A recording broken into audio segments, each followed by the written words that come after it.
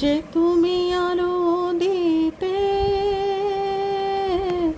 প্রতিদিন সূর্য ওঠাও, বুঝিয়ে দাও সেই তুমি পাথরেও ফুল যে ফোটাও, বন মরুতে করুণা ধারায় ঝরো প্রভু, মঙ্গল দীপ জেলে অন্ধকারে দু চোখ আলোয় ভরো প্রভু। তবু যারা বিশ্বাস করে না তুমি আছো, তাদের মার্জনা করো প্রভু। তোমরা হয়তো ভাবছো আজকে হঠাৎ করে রঞ্জনাই গান গাইছে কেন। তো এমনি মাঝে মধ্যে আমি দুকলি হয়তো গান গাই, কিন্তু আজকের গানটার একটা কারণ আছে। আজকে কবিতার কলতানের দেওয়া টপিক খুব সুন্দর টপিক। ও দুটো গানের লাইন তুলে দিয়েছে। একটা হচ্ছে এইটা, মঙ্গল দ্বীপ জেলে, মঙ্গল দ্বীপ জেলে অন্ধকারে দু চোখ আলোয়, হ্যাঁ এইটাই, মঙ্গল দ্বীপ জেলে অন্ধকারে দু চোখ আলোয় ভরো প্রভু। কি সুন্দর সত্যি না গানটা। তো ওর এই নতুনত্ব দেখে না আমার আজকে খুবই ভালো লেগেছে। তো যাই হোক, একদম সত্যি কথা। আর আমার এই চ্যানেলটা তোমরা জানো, আমি তো একই কথা বকবক করতে থাকি প্রায় 1.5-2 বছর হয়ে গেল। তো এই কজ অ্যান্ড এফেক্ট, তো এই মঙ্গল দ্বীপ জেলে তো তাই আমাদের ভিতরে ভগবান এসে তো আলাদা করে দ্বীপ জ্বালিয়ে দিয়ে কোটি কোটি মানুষের বাড়িতে এখন দ্বীপ জ্বালাতে গেলে ভগবানের তো আর সমস্ত কাজ বাদ। তো দ্বীপ আমাদের নিজেদেরই কিন্তু জ্বালাতে হবে। আর ওই তেলটা হচ্ছে সিদ্ধান্ত। এই একটু একটু করে ডিটারমিনেশন নিয়ে নিয়ে তেল জ্বালাবো, আবার ভুল করব, আবার তেল দিয়ে প্রদীপ জ্বালাবো, আবার ভুল করব, আবার তেল জ্বালাবো। তো এটা একটা জার্নি। ভগবান এসে সত্যিই তেল দিয়ে আমাদের প্রদীপ জ্বালাবে না, আমাদেরকে আমাদেরটাই জ্বালাতে হবে। আর ওই যে তেলের, ওই যে তেল দিয়ে সুন্দর যে আলো, কনসিস্টেন্ট যে আলো, কনসিয়াসনেসের আলো বা ওই চেতনার আলো, যে আমি ঠিক করছি, ভুল করছি, প্রতিটি মোমেন্টে যা করছি প্রত্যেকটা কিন্তু জবাবদিহি আমাকেই করতে হবে। তো এর গানের এটাই, যে মঙ্গল দ্বীপ জেলে এই সুপ্রিম কনসিয়াসনেস তুমি আমাকে সেই ব্লেসিংটা দাও। বলছে না যে গাইডেন্স বুঝতে গেলেও কৃপা চাই। একই গাইডেন্স ভগবান কিন্তু সকলকেই দিচ্ছে, কিন্তু সবাই আমরা থোড়ই বুঝতে পারি। তো এক একজনের কারুর 10 বছর বুঝতে সময় লেগে যায়, আমার তো 14 বছর লেগে গেল বুঝতে। তো সেরকম কারুর হয়তো 6 মাস লাগে, বুঝে যায়, কেন সে হয়তো আগের জন্মে প্রদীপ জ্বালিয়ে এসেছে। তো সেটাই বলছি, প্রদীপটা ধুয়ে মুছে রোজ আমায় রেডি রাখতে হবে, রোজ জ্বালাতে হবে, তবে গিয়ে অন্ধকারে ওই নর্মাল চোখে আমি হাজার অন্ধকারের মধ্যেও দেখতে পারবো, হাজার সাফারিং, হাজার কষ্ট দুঃখ, যেন মনে হচ্ছে অন্ধকার হয়ে গেছে রাস্তা, আমি বুঝে আর এগোতে পারবো না। কিন্তু সেখানেও ওই প্রদীপ আমার ওই হাইয়েস্ট উইজডম, আমার ওই হাইয়েস্ট যে প্রখর জীবনে কি করলে আমি এগোতে পারবো, সেই যে কৃপা, সেইটা কিন্তু আমাকে এগিয়ে নিয়ে চলবে। তো এই গানটা আমার এটাই, মানে এটা হচ্ছে, আমরা যদিও ভগবানকে বাইরে বসিয়ে রাখি, ভগবান আমাদের বাইরে, তো আসলে তা তো নয়, ভগবান আমাদের ভিতরেই, প্রদীপ তার সামনে, আমাদের সব যা কিছু সব ভিতরেই আমাদের। তো যাই হোক, এটা একটা কনস্ট্যান্ট একটা জার্নি, চৈতন্য বলো বা কনসিয়াসনেসের একটা জার্নি, যে আমি কি করছি, মানুষকে কি দিচ্ছি, মানুষকে কি দেখাচ্ছি, মানুষকে কি বোঝাচ্ছি, কিভাবে রাস্তা চলতে হয় আমি বোঝাচ্ছি কি না আমার জীবন দিয়ে। আমি তো উপদেশ দিতে পারবো না, আমি আমার জীবন দিয়ে। তো এই গানের এটা শুনলে আমার এটাই মনে হয়, চুপ করে বুঁদ হয়ে বসে থাকতেও ভালো লাগে এই গানটা চললে। তো এই হচ্ছে একটা।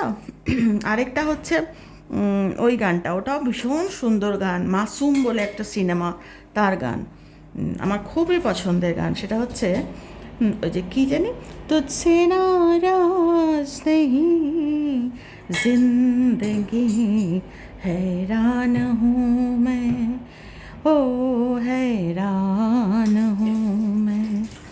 তো ওই গানটারও লাইনগুলো যদি আমরা শুনি না, কি জানি ওই লাইনটা, পরের লাইনটা মনে করতে পারছি না। সোচা নেই দর্দ সম্ভালনে হোঙ্গে। সত্যি না, আমি বুঝতেই পারিনি কষ্টটাকেও সামলাতে হয়। আমি ভেবেছিলাম কষ্টটা বোধহয় ঝেলতে হয়।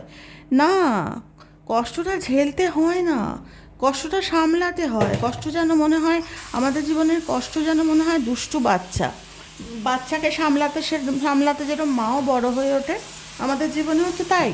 আমরা বাচ্চাকে সামলাতে সামলাতে কখনো কখনো যেন নিজেরাও বড় হয়ে উঠি। তো ওই যে কথাটা বাচ্চাকে বলি, হয়তো সেই কথাটা আমি নিজের জীবনে করিনি।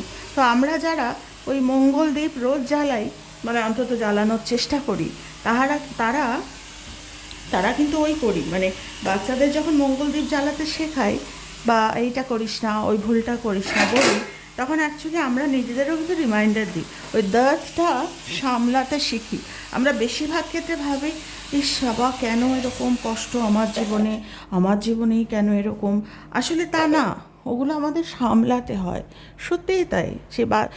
যদি দুঃখ হয়ে থাকে একটা ছোট দুষ্টু বাচ্চা, তাকে সামলাতে হয়। বাচ্চাকে যেরকম আমরা সামলাই, দুঃখটাকেও সামলাতে হয়। তো এটার পরের লাইনটাও কিন্তু ঠিক ওই রকমই। পরের লাইনটা জানি কি, সোচা হি নেহি দর্দ সম্ভালনে হোঙ্গে, आए तो मुस्कुराए कर्ज उतारने होंगे। একদম সত্যি কথা বলছি। একটা হাসি, তার জন্য বোধহয় আমাকে ধার শোধ করতে, কার্জ তার না, মানে বলছে না যে হাসিটা আমি ভাবি বুঝি আমার টেকেন ফর গ্রান্টেড। আমি তো ভালোই আছি, আমার স্বামী ভালো চাকরি করে, আমার প্রচুর টাকা, আমার প্রচুর তো আমার জীবনটা এরমই হবে না। It is not like that.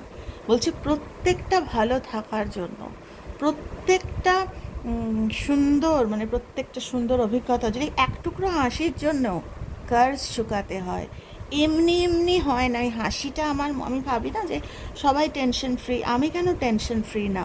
যারা টেনশন ফ্রি তারা হয়তো অনেক অনেক জীবন ওই কার্জ চুকিয়ে প্রচুর ভালো ভালো কজ করে আজকে তারা এখানে এসছে। আমরা দেখছি ভিজিবলি যে তাদের রিওয়ার্ডসগুলো আমরা দেখছি, তারা আজকে হাসছে। আমরা যদি কজ করি আমাদেরও হাসি আসবে। তো ওই যে একটা হাসির জন্যও কিন্তু আমাকে কজ বানাতে হবে। আমি একেবারেই আনকনশিয়াসভাবে আমি কিন্তু জীবন চালাতে পারবো না। আমার আছে বলেই আমি হাসছি, আরেকটা মানুষ দুঃখ আছে, সে হয়তো খেতে পাচ্ছে না, আমি তার সামনে ভালো ভালো খাবার বানিয়ে বানিয়ে আমি কিভাবে জীবন এনজয় করছি আমি তার সামনে দেখিয়ে চলেছি। সেই মানুষটার অন্তর থেকে যে কষ্টটা, আহা আমি তো খেতে পাই না, আমার সাথে ওই উইজডমটা আমাদের রাখতে হবে। আমি হাসতে পারি বলেই আমার সে এলিজিবিলিটি আছে হাসির। আমি সবার সামনে হাসিটা একটা উদাহরণ, গানটার এক্সাম্পল। আমি এরকম লাইফ কাটাই বলে আমি কাউকে উপদেশ দিতে পারি না তোমরাও এরকম। সে কোন ফ্রেঞ্চ রেভলিউশনে, আমি এক্স্যাক্টলি নামটা মনে পড়ে না আমার, কোন এক রানী বলেছিল না যে যখন খেতে পাচ্ছে না, দেশে যুদ্ধ, তখন বলেছিল তোমরা খেতে পাচ্ছ না কেন, তোমরা কেক খাও। তখন আমরা জানি না, তার তো রেভলিউশনের কথা আমরা জানি, এও ঠিক তাই। তোমরা খেতে পারছো না, তোমরা আমার মতো এই চিকেন মাঞ্চুরিয়ান খাও, প্রন কারি খাও। তা নয়, আমার প্রন কারি বা আমার চিকেন কারি বা আমার জীবনটা, প্রিভিয়াস লাইফে আমার কিছু কর্মা গুড ফরচুন জমেছে, আজকে সেটা আমি এনজয় করছি এই লাইফে। কিন্তু এই প্রত্যেকটা জিনিসের জন্য কিন্তু আমাকে এটা আমার কজ অ্যান্ড এফেক্টের জার্নি। আমি করছি বলে একটা মানুষকে আমি সেটা উপদেশ দিচ্ছি, আমার কিন্তু আবার ধার হয়ে যাচ্ছে। কাজেই আমাকে একটা হাসিও আমাকে বুঝে, একটা হাসিও যেন এনকারেজমেন্ট। আমি এরকম প্রচুর মানুষকে দেখি যারা আছে, সে সবার সামনে ওপেন, কিন্তু তার মধ্যে এইটা নেই যে আরেকটা মানুষ, আহা আমি এরম আছি, আমার জীবনটা এভাবে দেখাচ্ছি। একটা লিমিটেড সেকশনে হয়তো আমি দেখাতে পারি, কিন্তু তারপরে এমন কোনো মানুষ দেখলো যেখানে আমার কোনো লাইফে, যে আমি প্রতিটি মুহূর্তে এই লাইফটা এনজয় করছি, তার জন্য আমি গ্র্যাটিটিউড, তার জন্য আমি থ্যাঙ্কফুল, একটা হাসির পিছনেও নিশ্চয়ই আমি কোনো ভালো কাজ করে এসেছি। তো চলো আমরা এখন থেকে ভালো কাজ করি, যাতে আমরা এই সুন্দর লাইফটা কাটাতে পারি। তো সত্যি কথা বলতে এটা সাহাওয়াল বা আমরা ঘোর কলিযুগ বলি। এখন এই যুগে সাধুও তো বলে যে সাধু তার পয়সা আছে, মানে এখন পয়সা দিয়ে সব কিছু হয়, কিন্তু দিনের শেষে কিন্তু ওই যে গানগুলো লিখে গেছে না বড় বড়, সে আরেকটা সিনেমার গানও খুব মনে পড়ে, ওর বইটার নাম ইজাজত, তেরা কুছ মেরা কুছ সামান তোমারে পাস পড়া হে। তো এও ঠিক তাই, আমার কিছু অভিজ্ঞতা, আমার কিছু সময় তোমার কাছে আমি জিনিস রেখে আসিনি, আমার কিছু ফেলে আসা এনকারেজমেন্ট। খারাপ জিনিস রেখে আসলে সেগুলো মানুষ ফেলে দেবে। আমি যদি একটা ছেঁড়া কাগজ রেখে আসি, সে মানুষের যতই আমি মানুষটার প্রিয় হই, সে ফেলে দেবে। আর আমি যদি একটা খুব সুন্দর জিনিস তার কাছে রেখে চলে যাই, ধরো আমার ডেথ বা আমার অন্য জায়গায় চলে যাওয়া হতে পারে, তো আমি মেরা কুছ সামান তোমারে পাস পড়া হ্যায় ও হ্যায় ক্যা, ও সামান হচ্ছে ওই চৈতন্য বা ওই এনকারেজমেন্ট, মানুষ মানুষকে ভুলতে দেবে না। তো সেটাই, মানে কবিতা আজকে খুব সুন্দর, মানে কবিতার মনটা যে খুব সুন্দর আমি ফিল করি। তো এত সুন্দর করে ও দিয়েছে গানের কলিগুলো। তো সেটাই বলছি যে আমাদের জীবনটা মানে ওইটাই, মানে আমাদের প্রত্যেকটা জিনিসের পিছনে যে একটা কারণ, একটা একটা কজ কানেক্ট করছে, সেটা কিন্তু বেশিরভাগ সময় আমরা ভুলে যাই। আর তার ফলে আমাদের ওই মঙ্গলদ্বীপ জ্বালানোও আর হয় না। তো মঙ্গলদ্বীপ জ্বালাবো যখন, তখন আমাকে ওই হাইলি, নাহলে কিন্তু ওই দ্বীপের আলো, আমি তোমাদের গল্পও বলেছিলাম যে একটা ধূপকাঠির আগুন কিন্তু ছাই পড়ে পড়ে একটা বাড়ি জ্বলে গেছিলো। কাজে একই প্রদীপের আগুন ভগবানের আরাধনায় লাগছে, আবার একই প্রদীপ, মঙ্গল প্রদীপ, আমি হয়তো সে কিন্তু আমার সেই উইজডম নেই, আমি কোথায় জ্বালাচ্ছি, এমন জায়গায় জ্বালালাম যেটা আমার ক্ষতি করে দিল, কিন্তু আবার এমন জায়গায় জ্বালালাম, এমন জায়গায় ওই মঙ্গল দ্বীপ আমি জ্বালালাম, আমি এনকারেজ করলাম মানুষকে যে ওইটা আলোটা আলোকিত হয়ে গেল। তো যাই হোক, এইটুকুই তোমাদের সঙ্গে আজকে শেয়ার করলাম। খুব ভালো থেকো তোমরা। সন্ধেবেলায় ইচ্ছা আছে তোমাদের আজকে একটা খুব সুন্দর জিনিস শেয়ার করার, তো প্ল্যান করে রেখেছি, দেখা যাক যদি সব ঠিকঠাক থাকে রাত্রিবেলা ওই ভিডিওটা তোমাদের সাথে আমি শেয়ার করব। তো খুব ভালো থেকো তোমরা সবাই, আর যেরকম সব সময় বলতে থাকি, যে যেখানে আছো কজে থেকো, আর কিছু হোক না থাক, যেভাবেই জীবন কাটুক না কেন, আমরা যদি কজে থাকতে পারি, জীবনটা কিন্তু অনেক ইজি হয়ে যায়। তো ভালো থেকো তোমরা সবাই, টাটা।